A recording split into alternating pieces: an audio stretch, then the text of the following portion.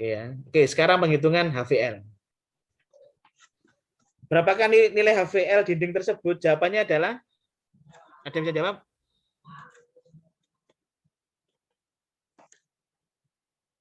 Ada yang bisa jawab? Mbak Dita mungkin? Mas Aldias, Mas Restu, Mas Lalu, Mbak Mei, yang lain, Mbak Intan? Ada yang bisa? Mbak Dita mungkin? Ya, jawabannya adalah B ya.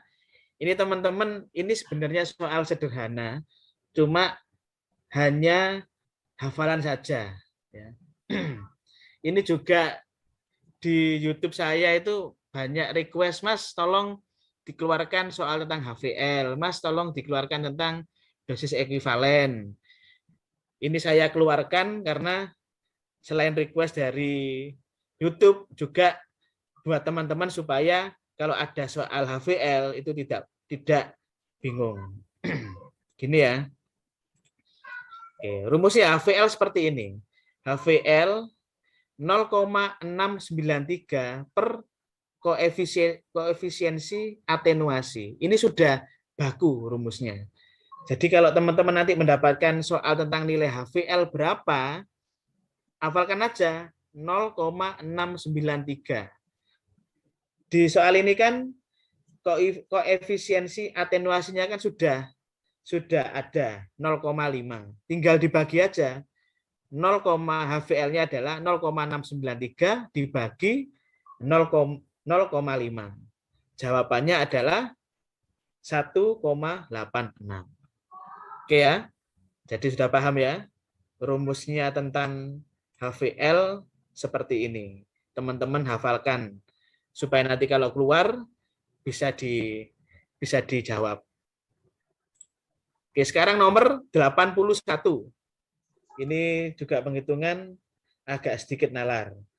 Berapa lapisan PB yang perlu ditambahkan? Jawabannya adalah, ada yang bisa jawab? Mas Aldias, Mbak Dita, apa?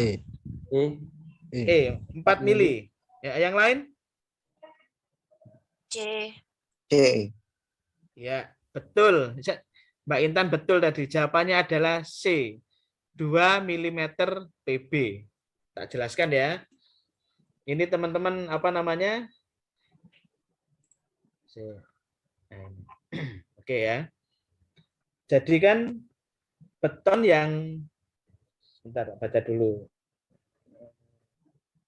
Oke, memerlukan ketebalan beton 15 cm. Ya. Beton yang tersedia itu 10 cm.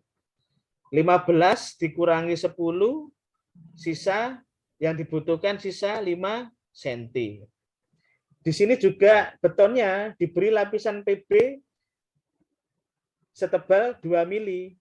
Nah, di sini kan ada keterangannya. 2 mili ini setara dengan 2,5 cm. Jadi 5 mili ini dikurangi 2,5 cm. Atau setara dengan 2 mm PB. Jadi jawabannya adalah yang dibutuhkan lapisan setebal 2,5 cm atau 2 mm PB. Jawabannya adalah C. Sekarang nomor 95. 95 ini tentang teknik keluar masuk film, tempat penyimpanan kerusakan film karena kadaluarsa dapat dihindari. Jawabannya adalah A. Kenapa kok jawabannya A? Ada yang bisa jelaskan?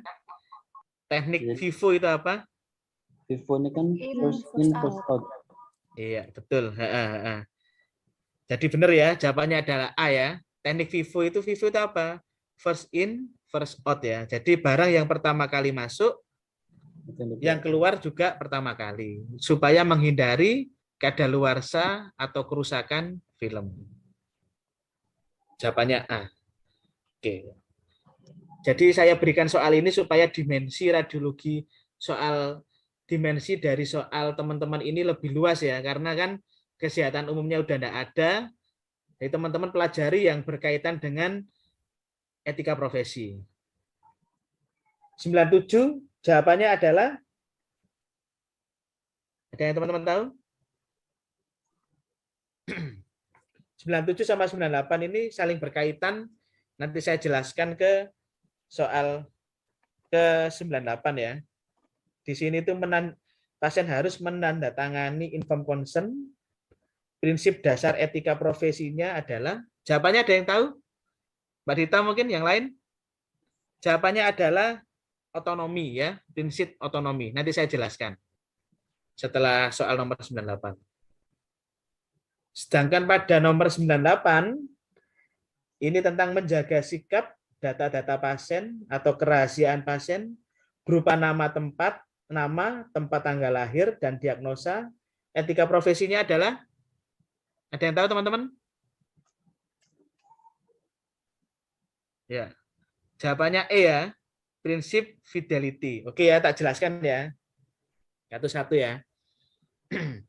Jaga nih kalau nanti tentang etika profesi radiografer ini keluar. Jadi etika profesi radiografer ini ada 5.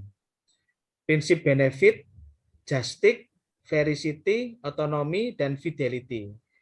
Kalau benefit itu tentang berbuat baik. Kata kuncinya berbuat baik. Teman-teman catat dulu. Kalau justice itu berbuat adil. Kalau veracity itu mengatakan suatu kebenaran. Kalau otonomi itu menghormati keputusan pasien. Sedangkan fidelity itu hubungan saling percaya antara petugas dengan pasien. Kita bahas ya.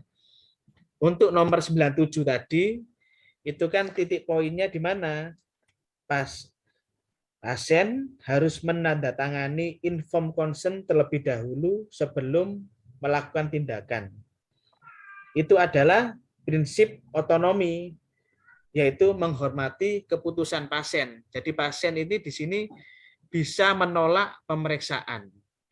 Makanya itu kita sebelum pemeriksaan kita berikan inform consent dengan melakukan prinsip etika profesi berupa otonomi atau menghormati keputusan pasien. Pasien berhak menyetujui atau menolak pemeriksaan dengan inform consent. Sedangkan nomor 98 ini kan tentang menjaga kerahasiaan data-data pasien berupa nama, tempat tanggal lahir maupun diagnosa. Itu adalah prinsip fidelity atau hubungan saling percaya. Jadi kita kan tahu rahasia pasien, namanya, tanggal lahirnya, sakitnya apa. Jadi supaya pasien itu percaya kepada kita, itu percaya terhadap data yang diberikan oleh pasien, prinsip dasar etika profesinya adalah fidelity atau hubungan saling percaya antara pasien dengan petugas. Oke ya, teman-teman nanti kembangkan lagi tentang etika profesi, prinsip dasar etika profesi di radiologi.